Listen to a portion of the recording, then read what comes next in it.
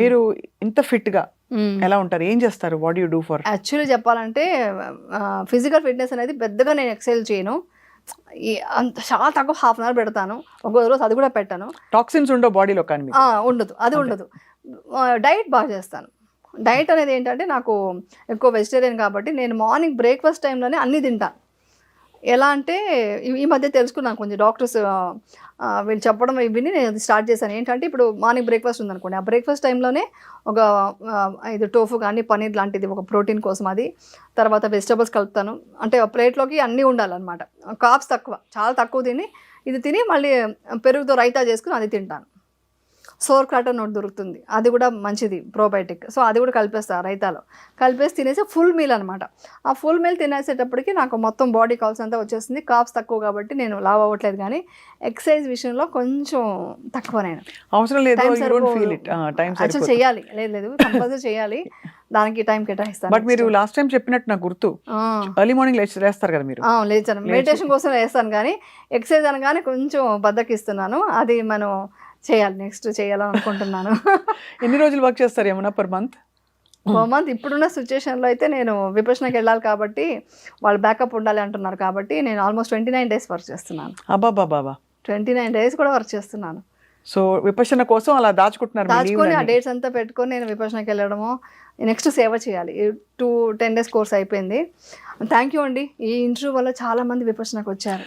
చాలా మంది అక్కడ మొత్తం చెప్పేశారు, మీ ఇంటర్వ్యూ చూసే మేము వచ్చాము, మీ ఇంటర్వ్యూ చూసే వచ్చాము విపక్షణ, కానీ చాలా మంది అక్కడ చెప్పేసి పబ్లిసిటీ అయింది, అక్కడంతా అందరూ వెళ్తున్నారు. అది చెప్పండి. చాలా deep cleansing process. I think అవకాశం వచ్చిన వాళ్ళందరూ ధన్యులు నిజంగా. For those who have made it possible to go 10 రోజులు ఫోన్ లేకుండా ఏమీ లేకుండా అని చెప్పి. ఇప్పుడు మా అమ్మాయి వెళ్ళింది సెకండ్ కోర్స్. బా, మరి అమ్మ వెళ్ళినప్పుడు ఆబ్వియస్లీ బిడ్డకు కూడా అదే వచ్చింది, తనకు కూడా ఇంట్రెస్ట్ వచ్చి వెళ్ళింది, సెకండ్ కోర్స్ వెళ్ళింది. సో ఇంకా డీప్ క్వశ్చన్స్ వస్తాయా ఏమన్నా మీకు? నేను ఎవరిని, ఎందుకు పుట్టాను, ఇలాంటివి అంత ఆలోచించను, కానీ ప్రతి ఒక్కటి ఒక కాస్ట్ జరిగింది నా లైఫ్ అంతా, అది మాత్రం నమ్ముతున్నాను. ఇప్పుడు నేను చెప్పాను కదా మీకు, ప్రతి ఒక్కటి కాజ్, ప్రతి ఒక్కటి మనం అనుకునేదే, మనం ఇచ్చే దీనివల్లే వచ్చింది, ఆ థాట్స్ వల్లే. ఏదో భయపడి ఉంటాను, ఆ థాట్ ఇలా అవ్వకూడదు అనుకున్నా అదే అలాగే జరుగుతాయి అంటారు కదా, అలాగా నా థాట్తోనే అన్ని జరిగింది. ఎవరిని బ్లేమ్ చేయడానికి లేదు మనం, ఎందుకంటే మనమే క్రియేట్ చేసుకున్నాం మన ఫ్యూచర్ని, మన లైఫ్ని, ప్రతి ఒక్కటి మనమే క్రియేట్ చేసుకుంది. ఎవరిని బ్లేమ్ అది ఇప్పుడు తెలిసింది నాకు, ఎవరిని బ్లేమ్ చేయకూడదు. ఇంకొకటి హిప్నాటిజం అంటే చాలామంది రాంగ్ అనుకుంటున్నారు, అదొకటి చెప్పాలి. హిప్నాటిజం అంటే రిలాక్సేషన్ టెక్నిక్, హిప్నోథెరపీ అంటారు. అంటే మన లోపల ఉన్న పెయిన్ని హీల్ చేయడమే హిప్నాటిజం. అది చాలామంది, నేను ఇప్పుడు ఊరికి చూద్దామని టైప్ చేశాను, నేను ఒకరిని ఫాలో అవుతాను, చూస్తే హిప్నాటిజం అంటే మాట, మంత్రం, మాయ పడిపోవడం ఏమో చూపిస్తున్నారు. అది కాదు, ఇది సైన్స్. ఇది సైన్స్ వచ్చి మన ఇండియాలో వచ్చి 2003 నుంచి November 23 నా బర్త్డే రోజున ఇండియాలో ప్రూవన్ అయింది, ఇది హిప్నాటిజం చేయొచ్చు కోర్స్ అనేసి. సో అందరూ సైకాలజిస్ట్ చేస్తున్నది హిప్నాటిజమే, దాన్ని వాళ్ళు విజువలైజేషన్ చేయడం అని చెప్తున్నారు, రిలాక్సేషన్ టెక్నిక్ అని చెప్తున్నారు. దిట్ ఈస్ ఇది హిప్నోసిస్, అది టెక్నిక్. అది నెక్స్ట్ టైం చేద్దాం. అది ఎందుకంటే ఒక 20 minutes ఉంటే అదేమవుతుంటే అందరికీ యూజ్ అవుతుంది. ఆ రికార్డ్ పెట్టుకుని వాళ్ళు ఓన్గా చేసుకోవచ్చు, తర్వాత ఆ రికార్డ్తో వాళ్ళు హిప్నాటిజం చేసుకోవచ్చు, సెల్ఫ్ హిప్నాసిస్ చేసుకోవచ్చు అనమాట. హీల్ చేయడమే హిప్నాటిజం అంటే. ఏంటంటే మీ బాడీ మొత్తం రిలాక్స్ చేసి, మీ లోపల ఏదో ఒక పెయిన్ కానీ లేకుంటే ఒక కోర్ లెవెల్ ఏదో ఒక అచీవ్ చేసుకోవాలని గోల్ ఉంటుంది కదా, దాన్ని బయటకు తీసుకురావడం. అది తీసుకొచ్చినప్పుడు మీకు తెలియకుండా సబ్ కాన్షియస్ మైండ్కి అది వెళ్తుంది, మీ తెలియకుండా అది అచీవ్ చేస్తారనమాట, మీ ఆ పెయిన్ వెళ్ళిపోతుంది అనమాట. సో అది ఏమన్నా మామూలుగా ఇది చాలా బాగుంది, బ్యూటిఫుల్ గా. మామూలుగా మనం మెడిటేషన్ చేయడానికి మీరు చెప్పే ఇది సరౌండింగ్స్ మంచిగా, చాలా మంది అగరబత్తి పెట్టుకుంటారు, కొంతమంది ఉప్పు నీళ్ళతో స్నానం చేస్తారు, కొంతమంది క్రిస్టల్స్ పెట్టుకుంటారు. ఇవన్నీ ఎంతవరకు హెల్ప్ అవుతాయని మీరు నమ్ముతారు? అదంతా ఒక సపోర్ట్ అంతే, యాక్చువల్లీ సపోర్ట్. ఇప్పుడు ఎగ్జాంపుల్ అగరబత్తి పెట్టుకోగానే మీకు తెలియకుండా ఏమంటే భక్తి ఏర్పడుతుంది, ఆ స్మెల్కి ఆ దీనికి మీకు భక్తి వస్తుంది. ఆ రావడానికి కోసం అదంతా ఏమీ అవసరం లేదండి. లైఫ్ చాలా సింపుల్, చాలా సింపుల్. అంటే జస్ట్ మీరు కూర్చొని మీలో మీరు అబ్జర్వ్ చేయడం, అది అనిత్యాన్ని తెలుసుకోవడం, అది సాధన చేసుకుంటే అంతే చాలు. ఏ దీపం పెట్టక్కర్లేదు, ఏ దండం పెట్టక్కర్లేదు, ఏమి చేయక్కర్లేదు, దేవుడు మీలోనే ఉన్నారు. దేవుడిని మీరు ఫాలో అవ్వండి. దేవుడికి వెళ్ళి మీరు కొబ్బరికాయ కొట్టేసి నాకు అన్నీ ఇవ్వను అంటే కాదు, మీరు సాధించుకోండి. ఆయన సపోర్ట్ ఉన్నారు అనుకోండి, మీలో ఉన్నారు అనుకోండి దేవుడు, అంతేగాని ఆయన లక్షణాలు మనలో తెచ్చుకోవాలి. అంతవరకే. సో కాబట్టి అవంతా ఇది అవసరం లేదు. ఒక వైబ్రేషన్స్ కోసం సాల్ట్ వాటర్ స్నానం చేయడం అనేది ఒక వైబ్, ఒక నెగిటివిటీ పోతుంది. అలాంటివి నమ్ముదాం, ఎందుకంటే పూర్వీకులు అన్ని చేసుకొని వచ్చిన్నారు కదా, అవన్నీ నమ్మకుండా ఉండాల్సిన అవసరం లేదు. ప్రతి దానికి ఒక రీజన్ ఉంది. సో అది నమ్ముదాం, అది చేద్దాం. ఇంకా సీరియస్ టాపిక్ ఇది చెప్తున్నాను.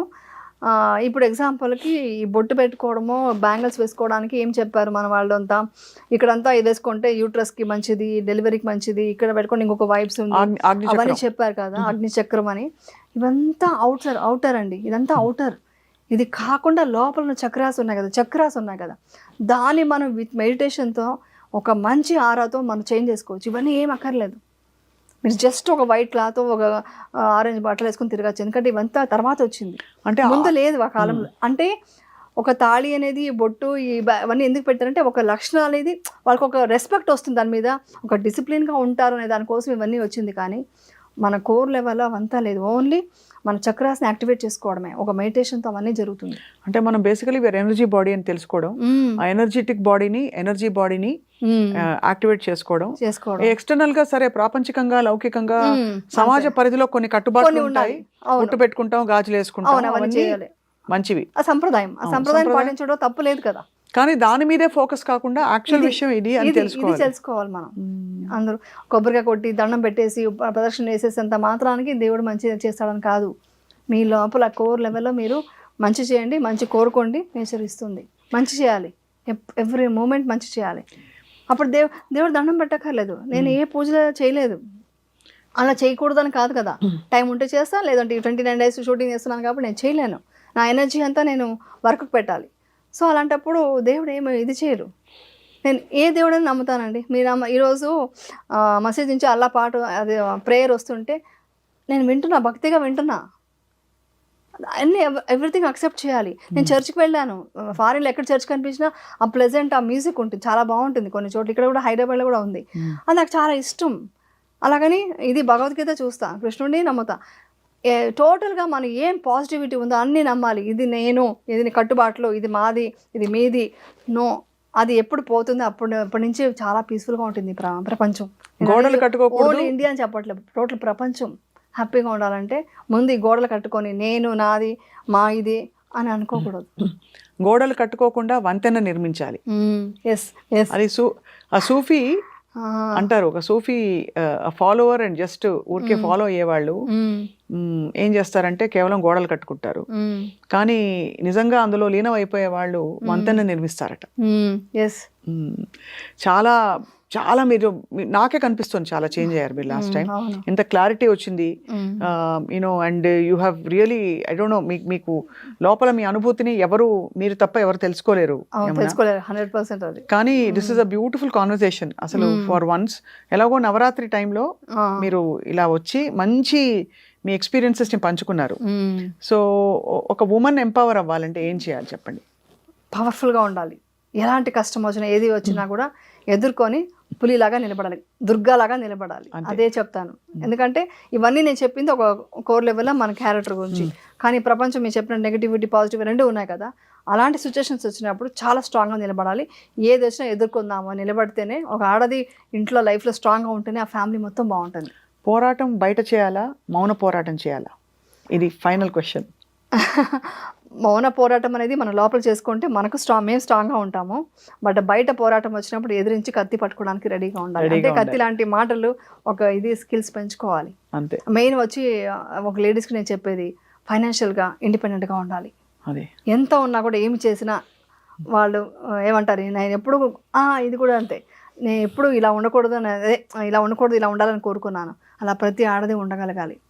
ఎందుకంటే ఇండిపెండెంట్గా ఉంటే తను డెఫినెట్గా ఇటు హస్బెండ్ని, అత్తమామని, ఇలా అమ్మ నాన్నని, పిల్లల్ని అందరినీ చూసుకోగలదు. ఆ కెపాసిటీ ఉంటుంది. ఎందుకంటే వాళ్ళు వీక్గా ఉండకూడదు ఎప్పుడు. అదే నేను ఎప్పుడు కోరుకుంటాను ఎవరికైనా, అదే చెప్తాను. ఎంత బ్యూటిఫుల్గా చెప్పారు. ఇంతకీ దసరా పండుగ మీ ఇంట్లో ఎలా చేస్తారు? చెప్పాను కదండి ఇప్పుడే, మెడిటేషన్. మెడిటేషన్లో స్వీట్లోని చేస్తారు కదా, వంట చేస్తాను, స్వీట్స్ అవన్నీ చేస్తాను. పర్టికులర్గా ఓకే అమ్మవారు అంటే ఒక రెస్పెక్ట్, ఒక దండం పెట్టుకుంటా మనసులో. మెడిటేషన్తోనే యూనివర్స్కి అన్నీ ఇస్తాను. ఇప్పుడు పితృపక్షం వచ్చింది కదా, అప్పుడు కూడా నేను మెడిటేషన్తోనే మా అత్త మామ ఎవరెవరు ఉన్నారు, నాకు ఎవరెవరు గుర్తొచ్చారు వాళ్ళందరికీ వాళ్ళు ఎక్కడున్నా వాళ్ళ సోల్ బాగుండాలి, వాళ్ళు హ్యాపీగా ఉండాలి అని కోరుకున్నా. దానికి మించింది ఇంకేం అవసరం లేదు. మనం ఇది చేయక్కర్లా. అంటే ఇది చాలా డీప్ సబ్జెక్ట్. అంటే దేవుడు అదే చాలా భక్తి ఎక్కువైన తర్వాత దేవుడు విగ్రహం అక్కర్లేదు, మనసులో అనుకుంటే విగ్రహం వచ్చేస్తుంది కదా. ఆ టైప్లో నేను మొన్న పితృపక్షం టైం రోజున మొత్తం అందరికీ, మా అమ్మ నాన్నకి అందరికీ ఇచ్చానమాట. అది ఎక్కడున్న సోల్ హ్యాపీగా ఉండాలి. ఎందుకంటే మనం ఏడకూడదండి, మనం ఏడుస్తే వాళ్ళకి అది తగులుతుంది అంటారు. అందుకని ఎప్పుడూ వాళ్ళు పాజిటివ్ వేలో వాళ్ళకి అన్నీ పంపిస్తూ ఉండాలి, మంచిగా పంపించాలి. ఉన్న వాళ్ళకి వెళ్ళిపోయిన వాళ్ళకి అందరికీ అన్ని సోల్ బాగుండాలి అని మనం కోరుకోవాలి ఎవ్రీడే. ఎప్పుడైనా ఆలోచించారా ఏమన్నా మీరు మనం పోయాక ఎక్కడికి వెళ్తామని? తెలియదు నాకు, కానీ ఐఎమ్ రెడీ టు డై. అంటే ఎలా అంటే అలా కాదు, అదే కదా లైఫ్. ఆ ఎక్స్ప్రెషన్ ఇవ్వకండి. అంటే అంటే ఎలాగంటే ఇప్పుడు నేను ఇవన్నీ చేస్తున్నానండి, ఇప్పుడు షూటింగ్ చేస్తున్నా, ఇల్లు అన్నిటి మీద మనకు అటాచ్మెంట్, పిల్లలు అంతా ఉంటుంది. కానీ మనం ఎలా ఉండాలంటే దాన్ని వదిలేసి పోవాల్సింది, అది దాన్ని మనం అక్సెప్ట్ చేయాలి. మనం అదే అక్సెప్ట్ చేయాలి, డిటాచ్డ్గా ఉండాలి. డిటాచ్డ్గా ఉన్నాను ఇప్పుడు చాలా మెడిటేషన్ చేసిన కొద్దీ నేను డిటాచ్డ్గా ఉన్నాను. మా రెస్పాన్సిబిలిటీ అంతే. అదే ఎలా లా ఆఫ్ ఇది కాదు, లా ఆఫ్ అట్రాక్షన్ లాగా ఆర్ట్ ఆఫ్ లైఫ్ కాదు, ఆర్ట్ ఆఫ్ డై కూడా నేర్చుకోవాలి. అది బ్యూటిఫుల్. ఆర్ట్ ఆఫ్ డై కూడా ఇంపార్టెంట్ అండి. ప్రశాంతంగా అన్నింటిని అక్సెప్ట్ చేస్తూ దీని మీద అటాచ్మెంట్ పెట్టుకున్నప్పుడే మనకు బాధలు, ఏడుపులు, దుఃఖాలు ఉంటాయి అని వదిలి. అదే లాస్ట్ టైం కూడా చెప్పాను, మేము కృష్ణుడు చెప్పాడు కదా, ఏం తీసుకొచ్చావని ఇది నీది అనుకుంటున్నావు, అన్నీ అనుభవించి వదిలేసి వెళ్ళిపోవడానికి రెడీగా ఉండాలి అంతే. సో సంపూర్ణంగా అయితే బ్యూటిఫుల్ జర్నీలో ఉన్నారు యమున మీరు. చాలా it is a beautiful conversation we had. Yamuna తటిలో అది పాడాలి, లేకపోతే యమునా తీరం సంధ్యారాగం నిజమైన ఈ కలలు, అలా కలలు కరెక్ట్ గా ఉంటే పాడండి. బాగుంది, ప్లీజ్ ఒక 2 లైన్లు ఎక్స్ట్రా. మరి మీ పాటే పాడాలి. మీ పాట ఒకటి గుర్తు చేయండి, మంచి పాట. నేను ఇప్పుడు యాక్చువల్లీ మీ పర్ఫెక్ట్ పాట చెప్పనా? పాడండి. ఓ అన్వేషిత అన్వేషిత అన్వేషిత అన్నమాట. సూపర్. ఎందుకంటే మీరు అన్వేషణలో బయలుదేరారు. జీవితం అంటే యువర్ అన్వేషిత. యాక్చువల్లీ జీవితం అంటే ఏంటో ఛేదించారు, secret laws of life. So lovely to meet you. Definite గా ఒకటి చెప్తాను, ఆనెస్ట్ ఓపెన్ కన్ఫెషన్, మళ్ళీ ఒక బ్యూటిఫుల్ పాసిబిలిటీని జాగృతం చేశారు. అసలు ఏంటి మనం ఎందుకు, వాళ్ళంతా హ్యాడ్ స్ట్రెస్ఫుల్ డే. ఇప్పుడు మీరు చెప్తుంటే నాకు మధ్యాహ్నం కూడా ఎక్కడో తట్టి లేపినట్టు అయింది. అలా చూసే వాళ్ళకి చాలా మందికి కూడా. సో ఐఎమ్ ష్యూర్ మీరు మాటలు చాలా మందికి చేరుకుంటాయి. మీరు ఎప్పుడు టైం ఉంటే మాకు ఒక గంట టైం ఇస్తూ ఉంటే అప్పుడప్పుడు అలా గుర్తు చేస్తూ పోదాం. మన హిప్నాటిజం అదే చేద్దాము నెక్స్ట్ కంపల్సరీ. అది అదొక చాలా మంచి యూస్ఫుల్ గా ఉంటుంది అందరికి, అది చేద్దాం. ఓకే ష్యూర్, లైవ్ సెషన్ చేద్దాం. అంటే మనం రికార్డ్ చేసి లైవ్ పెట్టి అందరి చేత చేసుకునేలాగా అదే చేద్దాం. ఓకే చేద్దాం. దానికి అపాయింట్మెంట్ వ్యూవర్షిప్ ఇచ్చి. ఓకే డెఫినెట్ గా. Thank you so much Yamuna. Thank you. Love you. Thank you so much. Love you two.